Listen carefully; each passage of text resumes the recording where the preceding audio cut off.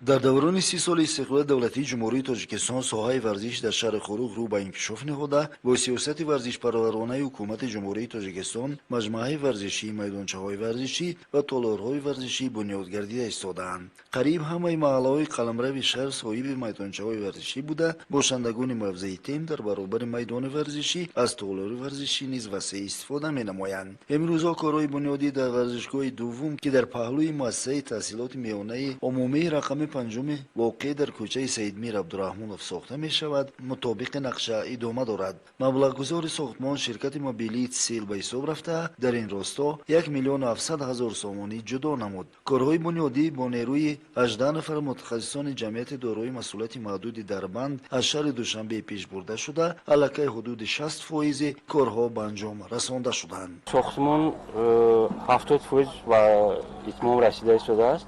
то ҳам 15 20 мо кӯшиш дорем ки ҳама кора ба анҷом барасонем. масъалаҳои сохтмони ай Душанбе аз Хуҷанд ҳамеора дастрас карда ба ҳаминҷа меорем. барои анҷоми корҳо ҳамаш ба сифат маҳсулотҳо нигоҳ ки чиқадр конструксияҳои замонавӣ якмин бора ёзи дар вилоятна ба иҷро расидааст. беҳтарин майдони варзишӣ бо толори варзишӣ боло пӯшида мешавад. толори варзишӣ 42 метр дарозӣ дошта, паҳнои он 23 метрро дар бар мегирад. баландӣ бошад 11.5 метр мебошад. аз рӯи гуфти сохтмончиён ин иншоот дар вилояти мухтори Кӯҳистону Бадахшон назир надорад. корҳои бомпӯшкунӣ ҷараён дошта, масолиҳи сохтмонӣ сари вақт вориди майдончаи сохтмонӣ гардонда мешавад. бо мавриди истифода қарор дода шудани иншооти варзишӣ имконияти баргузор намудани мусобиқаву тамринҳо аз намудҳои варзишии футболи хурд, баскетбол, волейбол имконпазир мегардад. дар як вақт дар назди толори варзишӣ боз майдонча барои бозиҳои кӯдакона бунёд гардида, бошандагони ин маҳал дар пешорӯи 30-умин солгарди истиқлоли давлатии ҷумҳурии Тоҷикистон тӯҳфаи сазоворро арзанда хоҳанд гашт.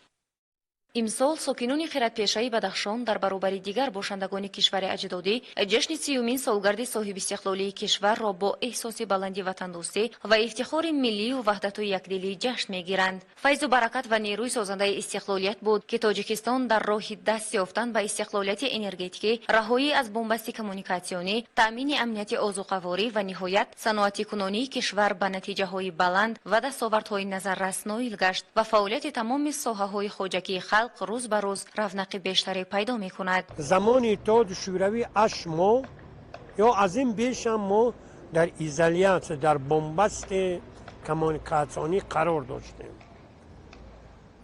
ағбаи Хоборобод ё роҳи Хорӯғ Ош, вилоят Ош маҳкам мешуд. рафтуомади мардум бо марказ умуман ба дигар минтақаҳо маҳкам буд, имконият набуд. ягона роҳи ҳавоие ки доштем, вай ҳам дар фасли зимистон кам ба кор омад. имрӯз ҳар кас метавонад дар мурури чанд соат ба маркази ба пойтахти кишвар ё ба дигар минтақаҳои ҷумҳурӣ сафар карда тавонад.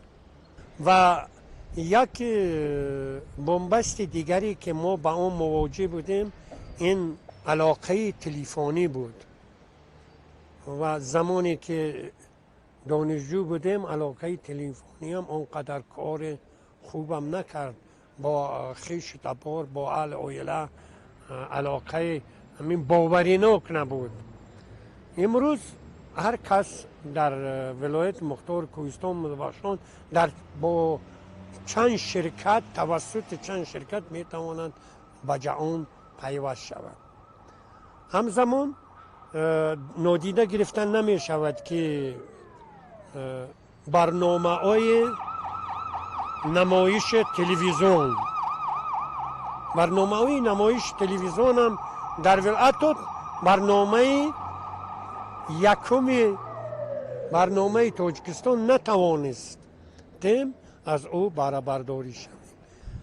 имрӯз шабакаи аввал, Сафина, ҷаҳоннамо, Шаҳнавоз ва بهارستان، حتی تلویزیون محلی بدخشان را در هر گوشه کنار ولایت تا جهان از طریق مهارت تماشا میکنه. لازم به تاکید است که استقلالیت انرژتیکی برای مملکت اهمیت اولین درجه را دارد و تقدیر منبع کشور رشد تمام سمت‌های استراتژیکی به آن وابستگی ناگسستنی و قوی دارد. با شرافت و برکت استقلالیت تاجیکستان به جهان پیوست و راههایش را به 4 سمت عالم باز نمود. ثمره استقلالیت بود که جهان نیز تاجیکستان را شناخت و به آن راه یافت. امروز تاجیکستان من جمله ولایت مختار کوهستان و بدخشان از استفاده شبانه روزی برخورد در 4 فصل سال برخوردار است. امروز زیاده از 10 نیروگاه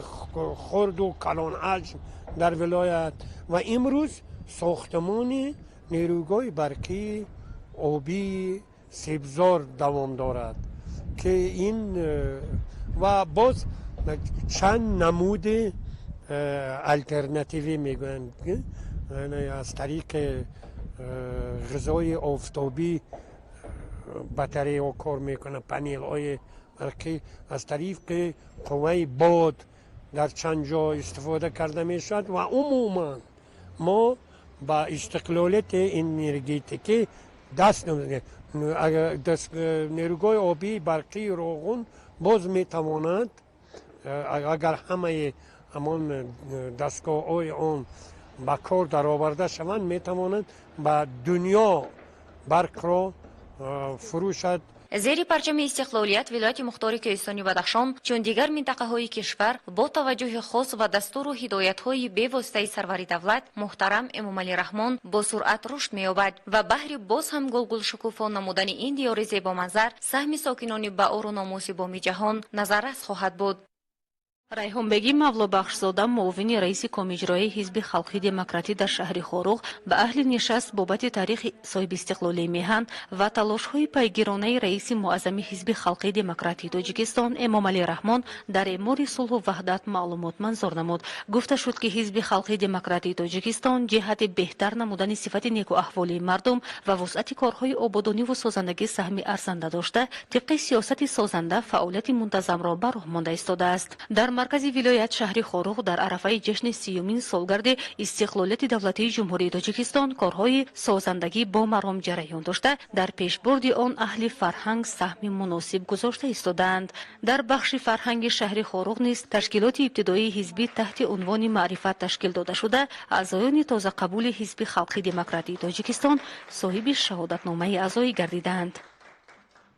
استقلالiyت بهترین دستاورد ملت تاجیک در آخرهای عصر 20 به حساب رفته با شرافت آن تاجیکستان به دستاوردهای ارزنده نائل گردیده میان ممالک دنیا مقام خاص کسب نمود. خیگردی در برآمد خوانندگان فعال کتابخانه ولایتی به نام ابوعبدالله رودکی گفته شد سهم اساسگذار صلح و وحدت ملی پیشوای ملت پرزیدنت جمهوری تاجیکستان محترم امامعلی رحمان در تحکیم استقلالیت دولتی، پایداری وحدت سراسری و تامین پیشرفت باثبات اقتصاد و اجتماع به همتا می باشد. پیشوای ملت توانست در دوران استقلالیت در تاجیکستان صلح و وحدت را برقرار نموده به این وسیله وطن را روز از روز آباد و زیبا گرداند. امروز زادگان استقلال در وطن آباد و آزاد زندگی و کار و فعالیت می نمایند.